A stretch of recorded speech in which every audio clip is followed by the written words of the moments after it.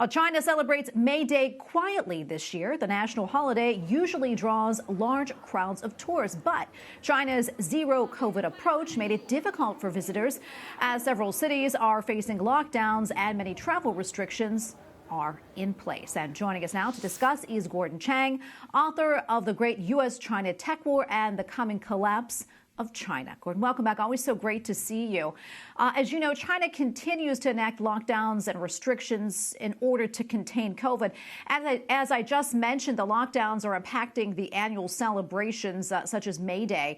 Let's talk a little bit more about the CCP's current COVID response and also the economic impact that it may be having on the country.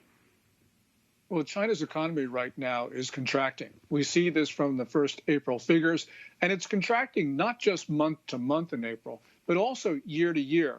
You go back to March, it was contracting month to month, possibly year to year. And that really means that China right now is in a very difficult situation because it's also got a debt crisis, Tracy. It needs economic output to retire debt. And I think that Xi Jinping, the Chinese ruler, basically has no solutions right now because he's insisting on this zero COVID policy, which is locking down not just Shanghai, but it looks like Beijing is going into that same direction. Plus, there are a lot of other cities on China's east coast that are in complete lockdown. And Gordon, what do you think that means for the rest of us, in particular here in the United States? I think it means inflation for the U.S. because, first of all, China can't ship what it doesn't produce, and a number of factories are either at very low capacity or they're just closed altogether. So we're going to see inflation here, which is the result of not having enough goods. But also, there are going to be supply chain disruptions where goods just might not be available. China's economy right now the problems there are going to ripple through around the world. We can survive this, of course. We've got a lot of food. We've got a lot of energy. But we're going towards a place where the Chinese economy may not be so integrated into the world anymore because of these disruptions at home.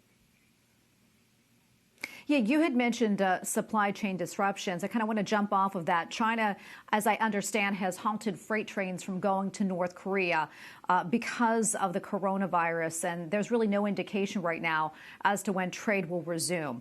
I'd like to talk to you a little bit more about that and also what impact they may have on the North Koreans. Yeah. Dandong, which is the Chinese city, which is the gateway to North Korea, now is in complete lockdown because about 3 days ago, officials told everyone in town to stay in their homes. Of course, this is going to be bad for North Korea because they are relying on Chinese aid, especially fertilizer. North Korea opened up trade with China in January, and now it's stopped again because of problems on the Chinese side. So this is not going to be good for the North Korean economy. Now, North Korea says it doesn't have a coronavirus problem, but nobody in the world believes that. Yeah, I want to switch gears here just a little bit, but staying with China. Only one person is running for Hong Kong's chief executive election. What more do you know about that candidate? His name is John Lee and the policies that he has promised to enact. Yeah, John Lee is Beijing's candidate, was a police officer known for a hardline position. He has basically gotten Beijing's blessing, which means he's the only candidate on the May 8th election. That's the type of election China likes, where they know the outcome. John Lee has promised what is called Article 23 national security legislation, which the people in Hong Kong have not wanted. And they've not wanted it for a very long time because there have been a number of mass demonstrations against it going back to 2003. Now, John Lee can get national security legislation because Beijing now controls Hong Kong completely. But the one thing that John Lee can't get is a vibrant financial sector, because Beijing is going to be tempted to censor not just political information, but financial information, which means you're going to see even more businesses leave Hong Kong because it's no longer a financial center except for China. And Gordon, we have probably about 30 seconds or so left, but quickly, what else are you following? Well, right now, the big issue in China is really going to be how much more they're going to support Ukraine. As Vladimir Putin threatens to use his nuclear weapons, China has been doing the same thing.